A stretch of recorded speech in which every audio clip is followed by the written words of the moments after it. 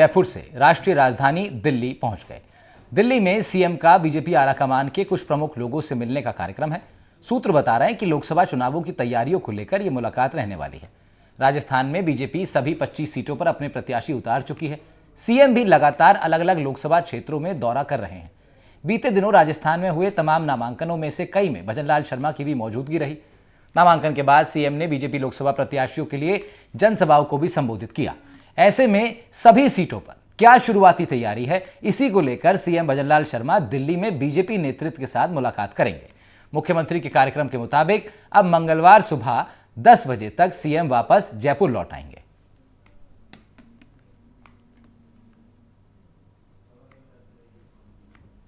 तो दिल्ली के लिए रवाना हुए थे मुख्यमंत्री भजनलाल शर्मा।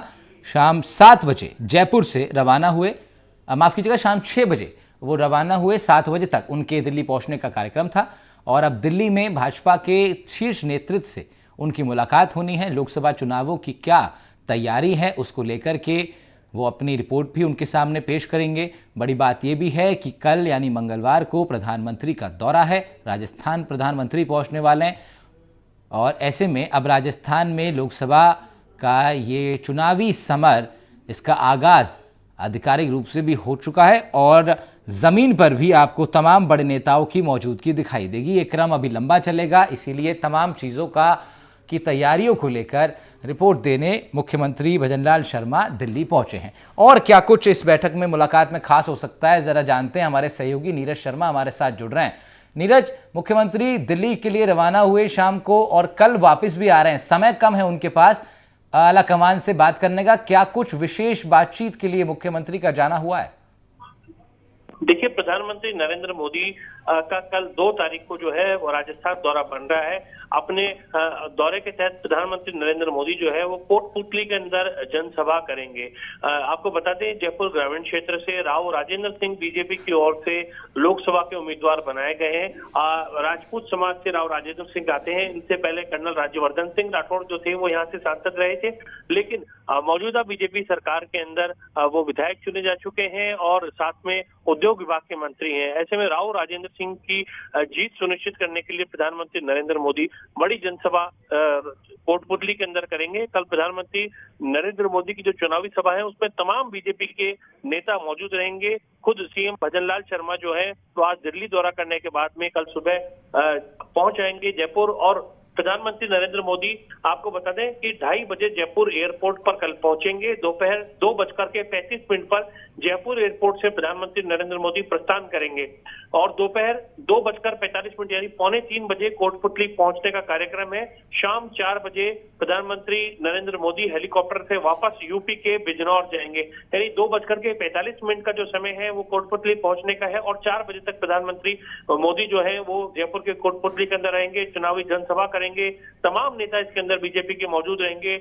मुख्यमंत्री भजनलाल शर्मा, पूर्व मुख्यमंत्री वसुंधरा राजे, साथ ही दिया कुमारी जो कि डिप्टी सीएम है, प्रेमचंद बैरवा, राज्यवर्धन राठौड़ जो कि उद्योग विभाग के मंत्री हैं, पूर्व में यहाँ से सांसद रहे थे, राव राजेंद्र सिंह जो खुद प्रत्याशी हैं वो रहेंगे और जयपुर शहर के जो प्रत्याशी बनाई गई हैं मंजू शर्मा वो भी सभा के अंदर मौजूद रहेंगी। इसके अलावा मोदी 6 अप्रैल को मारवाड़ दौरे पर भी आ रहे हैं, उनका कार्यक्रम बन रहा है। प्रधानमंत्री नरेंद्र मोदी डीडवाना क्षेत्र के अंदर आएंगे। नागौर क्षेत्र के मंगलाना में उनका कार्यक्रम 6 तारीख को बन रहा है, जिसे लेकर प्रशासन की ओर से सुरक्षा के इंतजाम जो है वो भी किए गए हैं। पुलिस जाब्ता भी तैनात किया जा रहा है।